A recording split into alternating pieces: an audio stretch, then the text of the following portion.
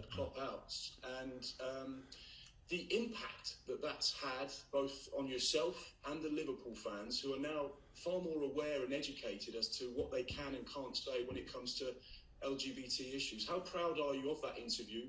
Huge credit must go to you for taking the time to do it. And of course, what have you learned that's now been fed around the fan base? I have no idea about response. I don't feel pride at all about it. I think it was just necessary to do. It was just important to talk about. I don't obviously know I don't know all of our supporters, but I know the vibe, I know the spirit, I know the passion, I know a lot of things about our supporters and how I understood it. When there happens something and you can help clarifying it, then it's our duty to do that, and that's what we did. And if the response was good on that, great, job done. So now we can carry on, because it's obviously an important thing to talk about, no doubt about that. But not all the time, because there happened something. We had to. Paul came over and we could speak about it. I learned a lot, and so hopefully some fans as well, and that's it. Well, I don't think there's too many Premier League managers that would take time out to talk about LGBT issues on the second week of a brand new season. So I think that's where the credit goes. Looking ahead to the weekend and the team news, I believe we've got some sad team news in relation to Fabinho, who's had a family bereavement. Can you just explain how he is and what the latest situation is there?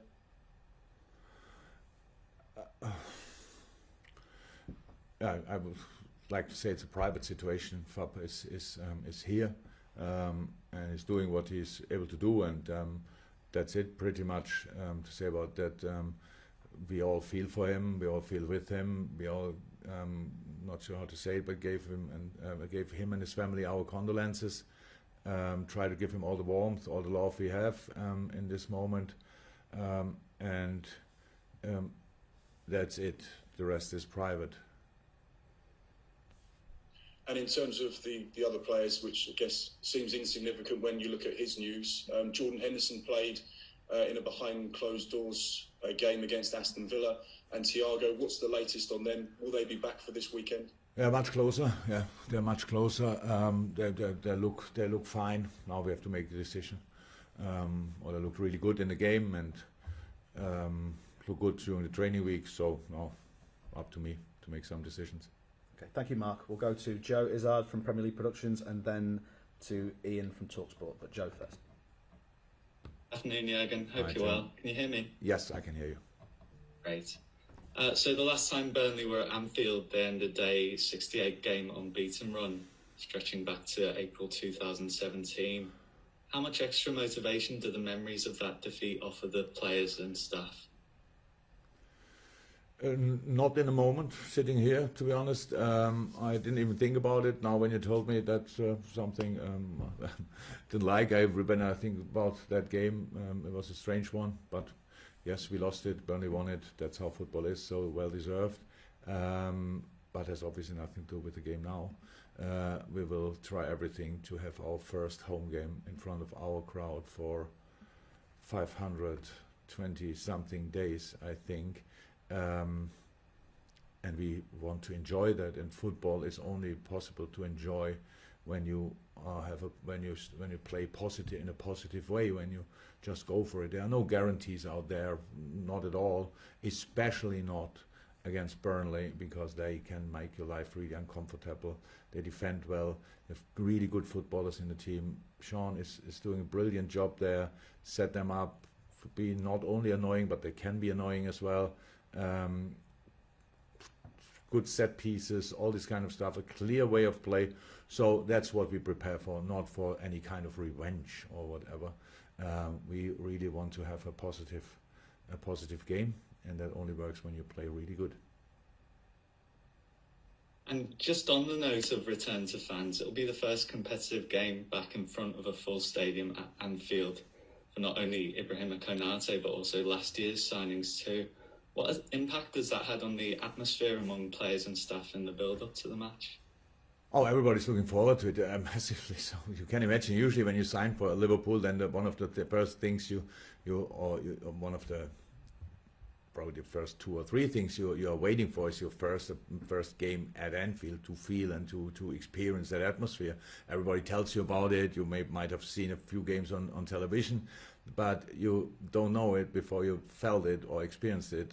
And so, yeah, that's for each and everybody of us who had the first game at Anfield in the past, and we all had them, obviously. It was a very special moment. It will be a very special moment for them. That's absolutely great. But yeah, it's individual. So they are looking forward to it, but we who had 200, 300, 400 games at Anfield can't wait as well. So this place is really special, and we are really happy to have it back. Fantastic. Thank you, Joe. We'll go to Ian and then James Mountford from BBC. And at the moment, that's it for the Open, which we'll go to a breakout after that. But Ian first. Hi Jürgen, how are you? Hi Ian, good, you? Yeah, very much off the back of that, we're looking at TalkSport about the magic of the Kop. And obviously this weekend will be the first time the Kop is full in a long time. You had the yellow wall at Dortmund. I wonder if you can compare the yellow wall with the Kop and just what it means. Because there have been many times when you've gone over to the Kop after a big and an important victory. Just what that does for you, for your players, for the history of the club. Well, both things are incredibly. Our great stands are incredibly important for the club. Yes, the benchmark, if you want, for the club. That if you think about it, if you think about Dortmund, you know immediately. There is a discussion in Germany, because the club obviously wants that the stadium is called after the name sponsor, is Signal Iduna Park, or the old name is the Westfalenstadion. So nobody discussed the yellow wall thing, gelbe Wand. There's never ever discussed. So that's clear. That's when you go to the stadium, whatever sponsor will on it, the yellow wall is still there. That's exactly the same how it is with the Kop. The good thing, what I love really about these two stands, is that when you go there, it's a little bit like you. So on other, we all know that in the VIP area and stuff like this, people come out sometimes maybe a little bit late. I don't think it's in our stadium too often the case, but are not directly on their toes. In England especially, you have to wear their suits. It's not that comfortable. But when you sit on the Kop, or when you are on the Kop, or when you are on the yellow wall, you go there just for football. That's it. So, and that means they are the ones you have to get on their toes. If they get on their toes, then the whole stadium will follow. And that's a nice thing about this relationship. And I can't wait to feel this connection again. And we are really blessed. We were at Dortmund, thank God, and we are here, really blessed with a really good crowd. So we think back 6 years. People didn't enjoy or 7 years, I don't know, didn't enjoy the football in this specific moment too much when I arrived here. Thought about leaving early to get to the car park, stuff like this. I think that we left that already behind us before the pandemic, but now in this moment, I think everybody wants to enjoy each second in the stadium, and we all have to do our part for that, and that's what I'm looking forward to. Thank you, Jürgen. Welcome. From Ian. And then the final couple of questions from the Open section from James Mountford for the BBC, and then we'll go to the embargo section. James.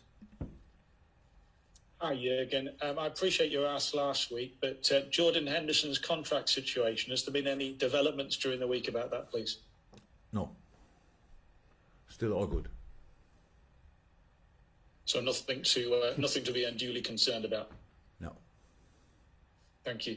Can I also ask about Virgil van Dyke? Because he obviously played for the first time in a competitive game last week. So just how impressed were you that he appeared to just kick on from where he left off? I was not impressed in a surprised way. It's not like, oh my God, right, that's him. We had he had a 4.5 week preseason, maybe 5. Or maybe if you put in all this other rehab stuff as well, then it was probably the longest preseason of all times. But I saw him obviously in training every day, so he played like he trained before, so I was not surprised. But yes, Virgil is a good football player, and that's why I was really happy to have him back. And one more, if you don't mind, just on the midfield. You played Alex Oxlade-Chamberlain and Naby Keita last week. Perhaps two players who didn't figure as much as some of the other midfielders last season. So how valuable are they to you still, the likes of Alex and Naby? Always very valuable. It's all about being available and using the momentum and stuff like this. That's football.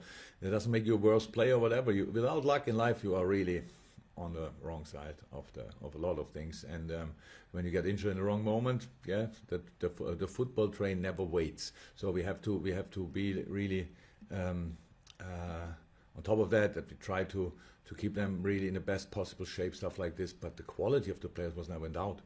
Come on, who would? If you think about these two players and you go through the strengths they have, that's a book of its own. So you can write a book about that. So great to have them. Was always clear, and it was always clear when you get the chance. That's life and that's football. You get a chance, you better use it. Will not be the last, especially not in our case the last. But it makes more sense to use it immediately, and then you have another game and another game and another game. That's how it is. But there are obviously a lot of good football players in our squad, and we will change independent of performances in the last game just for intensity reasons. But that's obviously now a little bit early. Okay, thank you guys. Thank you, James. So we now go to the embargoed section.